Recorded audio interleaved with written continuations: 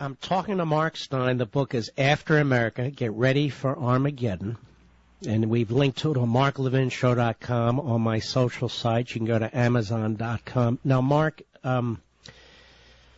not, as you write in here, it's not really one event that precipitated all of this, but what would you point to as a series of events that has brought us to this point?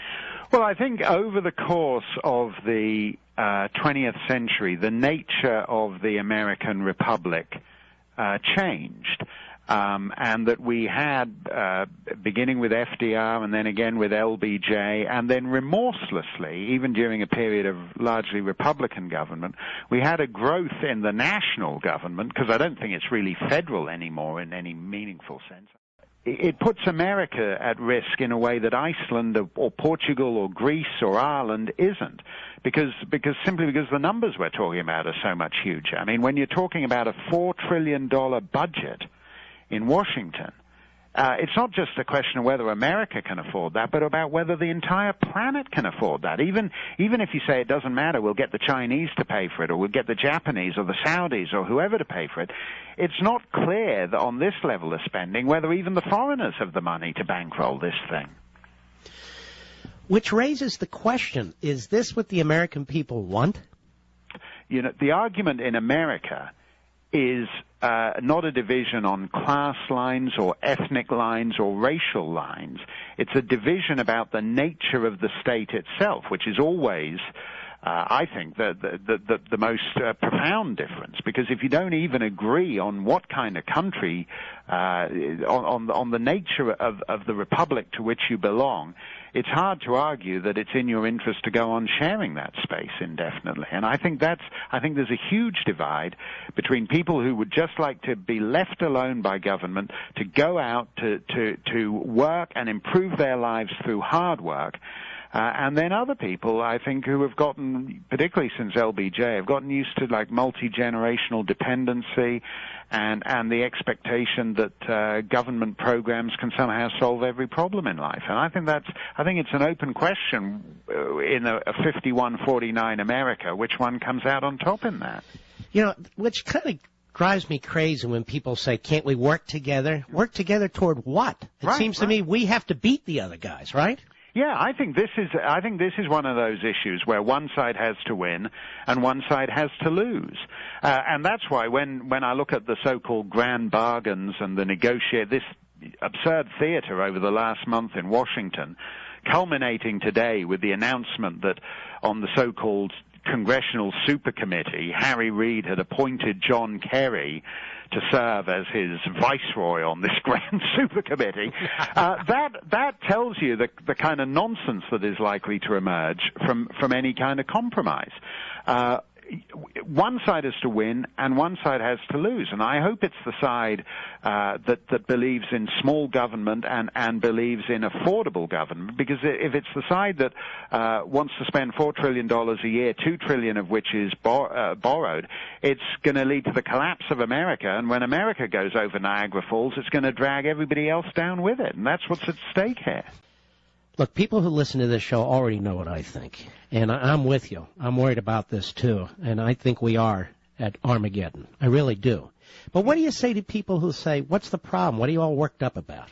I think that's one of the most difficult arguments to make, because people assume that the very rare peace and prosperity that they've enjoyed for most of living memory now is as routine a part of life as the earth and sky and the waters and the mountains and the trees, that it's just a permanent feature of life. So, Mark Steyn, we only have a couple minutes left. What do you want people to get out of this book? I want them to get out of it mainly the sense of urgency, not to believe like the time frame of this absurd theater we watch in Washington, where you plan to slow the rate of growth by the year 2020, because there isn't going to be a 2020, not for America, if we go down that path. by 2020, we will be depending on the rest of the planet being willing to sink 20% of its GDP into U.S. Treasury debt to fund the federal government. That is never going to happen. And there's no point pretending. I mean, they can have their committees and commissions and pretend it will, but it's precisely for that reason that the rest of us have to get serious and start rolling back this stuff, rolling back the spending, stopping it right now. Fiscal year now, fiscal year this week, fiscal year this minute, not meaningless stuff for 2020, 2030, 2040. You know what? That's invigorating. You know, people are, well, you're negative. No, you're not. You're a realist. What you're saying is invigorating. You're telling people now's the time. This is our history, right? Yeah. Now. And it's the same distinction, by the way, that you made in Liberty and Tyranny. It's about statism, and that is the issue. It's the statists and the rest of us. And big government means small everything else. Big government means small liberties. It means small space. It means small economy. Big government means everything else is shrunken and shriveled, and that's the space it crowds out, and that's why it has to be driven back continuously.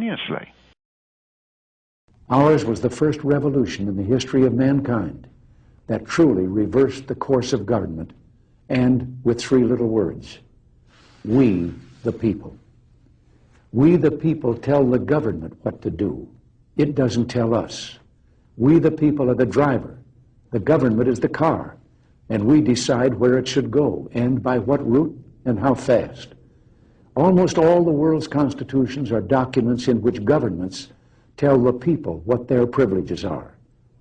Our Constitution is a document in which we, the people, tell the government what it is allowed to do. We, the people, are free. This belief has been the underlying basis for everything I've tried to do these past 8 years. But back in the 1960s, when I began, it seemed to me that we'd begun reversing the order of things, that through more and more rules and regulations and confiscatory taxes, the government was taking more of our money, more of our options, and more of our freedom. I went into politics in part to put up my hand and say, stop. I was a citizen politician, and it seemed the right thing for a citizen to do. I think we have stopped a lot of what needed stopping. And I hope we have once again reminded people that man is not free unless government is limited. There's a clear cause and effect here that is as neat and predictable as a law of physics. As government expands, liberty contracts.